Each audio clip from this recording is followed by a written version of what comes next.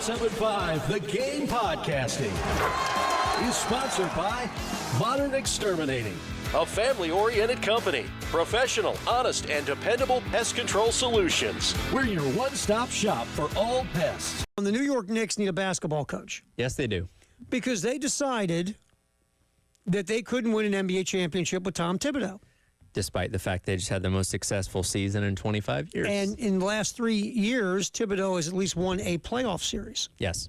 which the Knicks have beating not done forever. Including beating the defending champs. When the New York fans, despite the fact that the Knicks beat the Celtics in the conference semifinals, Knicks fans stormed New York City and started climbing light poles. I thought they were going to have a parade. Yeah. Now, this is one of those things that, and we talked about this last week when you were out, when the firing gets made, it's like, okay, well, you better have a really good plan on who you're going to bring in that's going to be better that could potentially get this team to the NBA Finals. It doesn't seem like they really had a plan, though. In terms of the Knicks and their coaching plan, Name Sexter says, sometimes the best plan is no plan at all. Is that text from Jay Dolan? Unnamed, but that might be a New York area code. Here's the funniest part about the whole coaching search thing, and this is in any sport. When a coach is hired, we say we like to hire, we hate to hire, we whatever. But to be honest, we don't know. Yeah, you don't know. No clue. We're going off of whatever they've done up to that point. If they were an assistant, if they were a prior head coach, okay, here's what they've done up to this point, and here's how that can translate over to whatever that new job is. But again, sometimes the best former head coaches end up being duds. Sometimes okay assistants end up being phenomenal coaches. You just truly don't know. But we're going over this futures ranking from ESPN. South Carolina's at 18. And now the SEC, basically it's futures for this year and 2026. So it's a 2-year window. Yep. It's not just for this year. South Carolina, 18th overall. 7 teams in the SEC are ahead of the Gamecocks. Number 16 is Ole Miss. Again, they have a question mark at quarterback like a lot of the SEC does. Mm-hmm.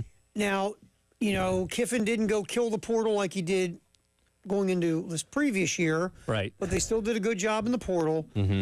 But they have a question mark at quarterback, and they've lost a lot of talent off of last year's team. They have. Again, last year was kind of their last dance of just bringing all this talent in. Jackson Dart's final year where they were supposed to go in and win it all, and they didn't even make the dance. No, they did not. Well, it's official. Week 1 college game day. Yep. Columbus, Ohio. That is correct. Lee Corso's final game day. And that's where he first did his headgear, right? He did. Well, that wasn't the first. That was the first headgear. Was Brutus the Buckeye? Yep. I don't know where the first actual game day show was, but his first headgear was Ohio State, right? I have a strong feeling he's probably going to put on Brutus one more time just to book in the both of them. Yeah. Now it was interesting because Florida State and Alabama play in Tallahassee, and of course that's his alma mater, and people thought there was a strong possibility that maybe he goes home for one final time and all that kind of stuff, but. And here's the interesting thing. I brought this up yesterday. So this can be a noon kick, big noon Saturday on Fox and all that kind of stuff.